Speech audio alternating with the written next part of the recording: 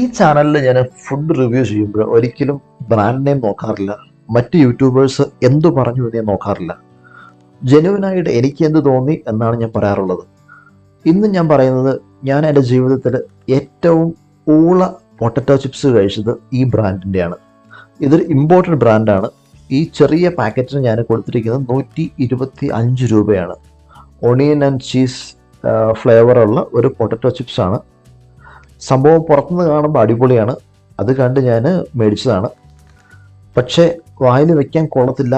അതുപോലെ പൊട്ടറ്റോ ചിപ്സാണ്.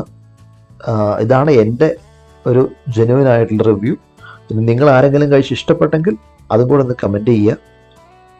ഞാൻ കഴിച്ചു നോക്കിയിട്ട് ഒട്ടും ഇഷ്ടപ്പെട്ടില്ല. ഒന്നാമത് ക്വാണ്ടിറ്റി ഇല്ല, രണ്ട് ടേസ്റ്റ് ഇല്ല.